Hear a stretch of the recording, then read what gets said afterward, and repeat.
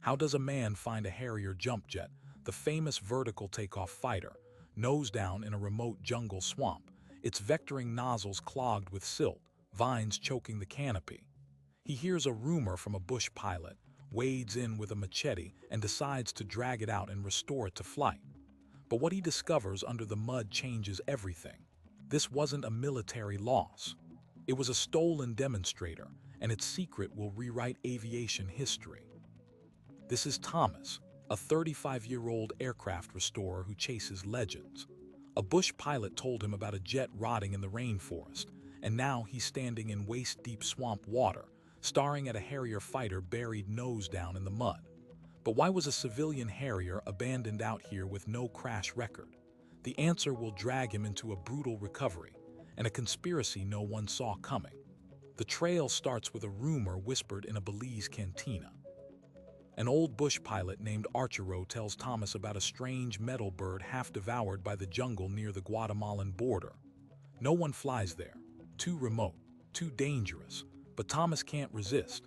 He packs a machete, a satellite GPS unit, and a camera, then treks for 2 days through chest-high ferns and mud that tries to swallow his boots whole. The air is thick with rot and the constant whine of insects. Just when the jungle seems impenetrable, he sees it. At first, it's just a shape under a cathedral of vines, a massive tail fin caked in moss, then the unmistakable bubble canopy of a fighter jet. The Harrier sits nose down in a blackwater swamp, its gaping engine intakes clogged with decades of silt. The vectoring nozzles, the very thing that made this jet hover, are frozen solid, seized by rust and submerged completely. Mud crabs scuttle across the cockpit glass. Thomas wades in, heart pounding. He's the first human to touch this airframe in who knows how long. The fuselage is astonishingly intact, but something is wrong. The cockpit has 2 seats, a trainer configuration, and the markings are civilian, not a single military roundel, no squadron insignia, just a faded N number registered in the United States. A civilian Harrier lost in a jungle with no crash record, no distress call, no recovery effort. How does a $30 million jump jet simply vanish without anyone looking for it? He bangs the side of his machete against the airframe, and the sound echoes through the trees like a gunshot. In that moment, Thomas makes his decision. He's going to pull this ghost out of the swamp and make it fly again. But first, he needs answers. And the only person who might have them lives in a village 3 valleys over. A woman who saw the jet fall from the sky during a storm 20 years ago and knows exactly why no one ever came to claim it. The village sits in a clearing hacked from the jungle, tin-roofed huts bleached by sun and mildew. Maria greets him at the edge of a cassava field, a woman in her 70s with eyes that have watched too much and forgot nothing. She doesn't ask why he's there. She already knows. She leads him to a shaded porch and tells the story without preamble. 22 years ago, during the worst tropical storm anyone remembers, she heard a sound that didn't belong to the weather, a high-pitched whine, then a percussive boom that shook the earth. The next morning, villagers found the jet half buried in the swamp, still hissing steam. No pilot, no rescue team. Days passed, then weeks. No one came for it. The jungle simply started eating it. But here's the part that chills Thomas. Maria explains that 3 days after the crash, 2 men arrived, not military, no uniforms, asking questions in accented Spanish. They took photographs, measured distances, and warned the villagers to forget what they'd seen. Then they vanished too, leaving the jet as if it never existed. Thomas knows now this isn't a lost military asset. Something was deliberately hidden out here. He radios his team back in the States. Riggers, heavy machinery, volunteers crazy enough to attempt a swamp extraction of a 15,000-pound aircraft. Within 2 weeks, a skeletal crew assembles with winches, chainsaws, and a plan born of pure desperation. The problem isn't just the weight, it's the suction. 40 years of silt and decay have vacuum-sealed the fuselage to the swamp floor. Every inch they pull, the mud pulls harder. They spend 3 days felling trees, stripping branches, and laying a corduroy road of raw logs across the muck, a primitive runway to slide the Harrier onto solid ground. The work is backbreaking, machetes dull against phantom roots. A winch cable snaps and nearly takes off a man's arm. On the fourth day, with the jet finally inching forward, Thomas crawls onto the wing root and peers through the grime-caked canopy. The cockpit interior is remarkably preserved. A second ejection seat, dual flight controls, and a faded manufacturer's plate he hadn't seen before. Hawker Siddeley Demonstrator Number 4. A bird built for airshows and sales tour, not war. He snaps photos and sends them to an aviation historian contact. The response comes back within hours. That demonstrator vanished from a private sale in Panama in 1997. It was reportedly stolen during a civil unrest. Its buyer never identified. The official file was sealed, flagged by Interpol, and then quietly buried. Thomas stares at his phone. A stolen prototype, a hidden crash, a silence maintained for 2 decades. And the men who warned Maria, who were they really? The jet isn't just a restoration project anymore. It's evidence. And the people who wanted it to stay buried might still be watching. The extraction takes 11 brutal days. When the Harrier finally breaks the suction and slides onto the log road, the crew collapses in exhaustion. They've lost 30 pounds of gear to the mud, 2 men to heat stroke, and 1 chain winch that tore itself apart. But the jet is free. Thomas arranges flatbed transport down a logging trail that hasn't seen traffic since the last hurricane season. The convoy inches through ravines, crosses rivers on bridge nothing more than lashed bamboo, and eventually reaches a coastal port. From there, the Harrier is crated onto a barge and shipped north, destination, a private hangar in Arizona where Thomas has resurrected dead aircraft before. Back in the shop, the real nightmare begins. The airframe inspection reveals corrosion beyond anything he'd imagined. Swamp tannins have etched the aluminum skin like acid. The landing gear hydraulics are fossilized. The Rolls-Royce Pegasus engine, famous for its thrust-vectoring nozzles, is a solid block of oxidized metal. Most restorers would declare it a static museum piece and walk away. Thomas, however, is not most restorers. But as his team strips the cockpit, they find something that changes everything. Tucked behind the instrument panel, sealed in a waterproof pouch, is a logbook and a locked hard drive.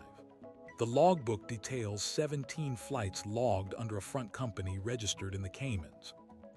Destinations include private airstrips in Colombia, Venezuela, and 1 location flagged by the DEA, a suspected narco-trafficking compound that was raided 2 years after this jet vanished.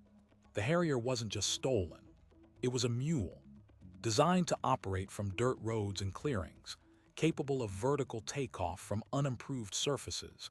This demonstrator was the perfect vehicle for moving high-value cargo without leaving a radar signature the authorities could easily track.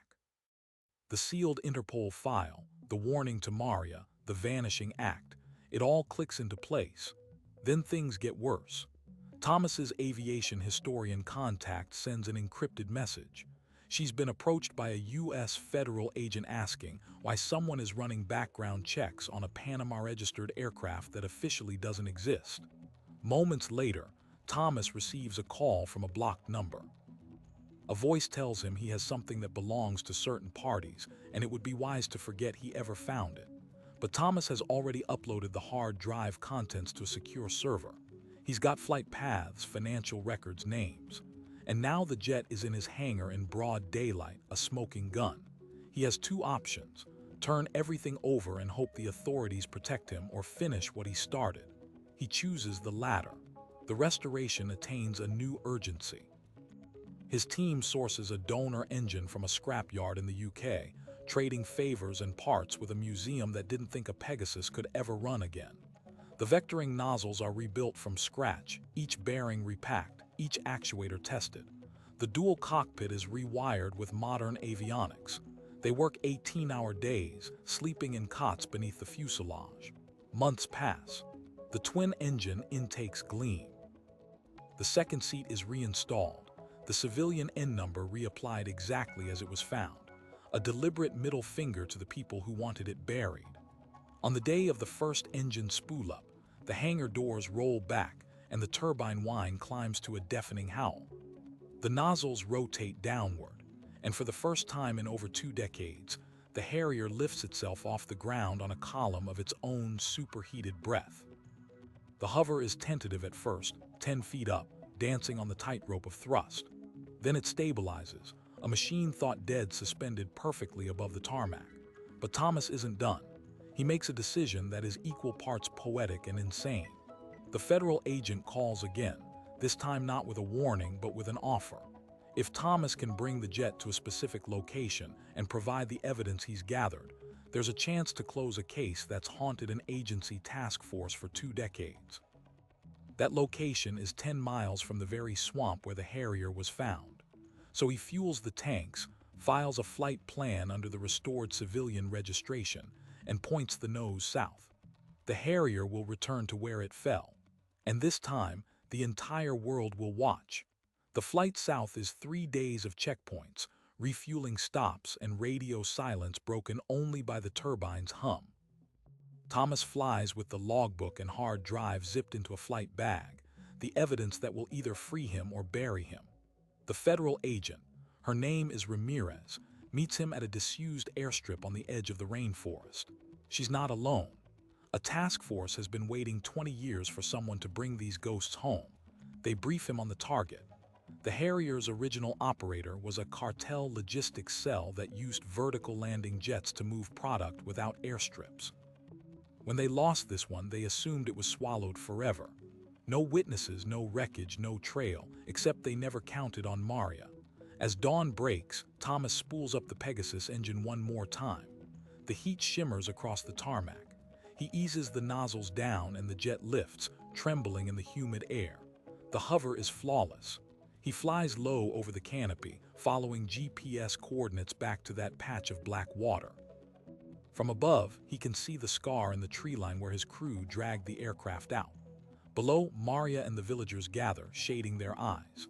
The sound of a Harrier at full thrust is unmistakable.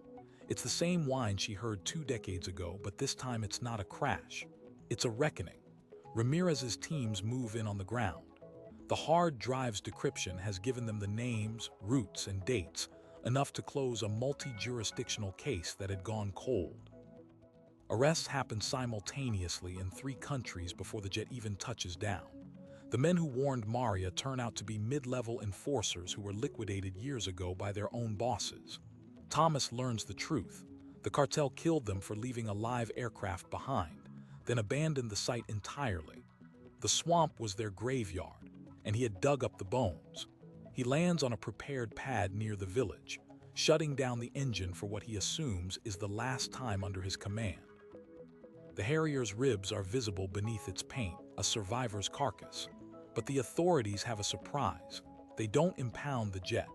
Instead, they grant Thomas an unusual reward. The aircraft, now property of the U.S. government by seizure, will be donated to a museum under one condition: that it first complete its final flight as a public demonstration, a memorial to the lives disrupted by the cartels. And Thomas will be at the controls. Months later, at an airshow in Texas, the restored Harrier rolls onto the runway. The crowd sees a gleaming machine, its civilian markings defiantly polished. Thomas performs a slow vertical takeoff, pivoting the jet in midair until it hangs motionless, nozzles roaring. The very maneuver that once made it a smuggler's tool is now a symbol of reclamation. Cameras flash, and the roar of the crowd almost drowns out the engines. But here's what no one saw coming. During the post-flight inspection, a technician discovers a final hidden secret. In a sealed compartment beneath the rear ejection seat, undisturbed by the mud and decades, sits a leather satchel. Inside are photographs of the original pilot, a young man with a nervous smile, and a handwritten letter addressed to whoever found the jet. It's an apology. He was forced to fly for the cartel, his family threatened. He sabotaged the engine during that storm, aiming for the swamp, hoping someone would eventually discover the evidence. Then he bilayed out and fled into the jungle, never to be heard from again. The satchel contains his real name and the coordinates of his family, still waiting in a village in Panama for closure. Thomas hands the letter to Ramirez. Within weeks, the pilot's siblings are notified. The case file for a missing man from 1997 is finally closed.